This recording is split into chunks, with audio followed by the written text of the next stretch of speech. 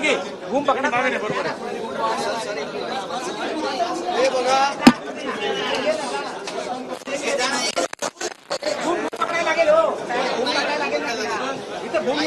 पुढे जातं का एकदम मग सर्वप्रथम थांबा जरा नाही थांब जरा मागून आदिवासी आहे, नंतर मी आमदार आहे.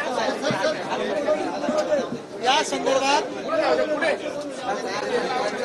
लोकप्रिय मुख्यमंत्री देवेंद्रजी फडणवीस साहेब यांना मी गट दिली होती आणि त्यांचं पत्र दिलं होतं. नियुक्तीपत्र देण्याचं काम रखडलेलं आहे. सुप्रीम कोर्टात जो निकाल आंध्र आणि झारखंडला लागला त्यामुळे महाराष्ट्रातील गैर आदिवासी संघटनांनी सुप्रीम कोर्टात धाव घेतली आणि त्यांना स्टे मिळाला. त्याच्यामुळे आमची सतत मागणी होती की हा स्टे हटवला पाहिजे.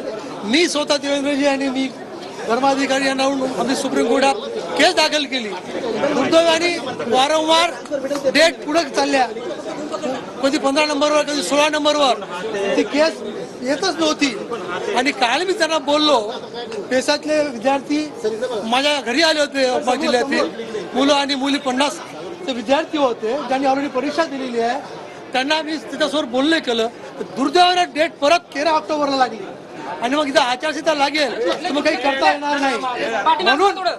म्हणून आणि जेडीने सुद्धा ती आमची फडणवीस साहेबांच्या थ्रू जी मागणी केली होती त्यांनी ते पत्र काढलं. पत्र माझ्यापाशी आहे, पत्र त्या गेलंही आहे. परंतु ही जी अडचण येत आहे, आम्ही आल्यावर सीएमला भेटलो, हे सत्य आहे. मी नरबळी झिरो आम्ही ही भेटले. त्यांनी असं म्हटलं आम्हाला की आम्ही संध्याकाळी काय येतात ना आपल्या तुषार मेहतांशी चर्चा करून आम्ही हा निर्णय घेऊ.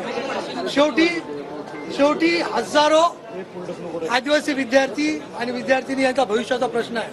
परीक्षा झालेल्या आहे, लेखी झालेल्या आहे, फक्त नियुक्तीपत्र देणं बाकी आहे. आधी तुमच्या माध्यमातून मी त्यांना विनंती करतो सगळ्या आपल्या माध्यमातून की खरोखर त्या आदिवासी विद्यार्थी आणि विद्यार्थ्यांचं भविष्य लक्षात घेऊन आपण तुरंत काहीतरी कारवाई करावी. पुढे जे काही कोर्टात होईल ते आम्ही सर्व आदिवासी आमच्या विरोधात निकाल गेला आम्ही तयार आहोत, परंतु तुम्ही काहीतरी करा अशी आग्रही विनंती मी सर्व आदिवासी समाजाच्या वतीने आपल्या मार्फत महाराष्ट्र शासनास करत आहे.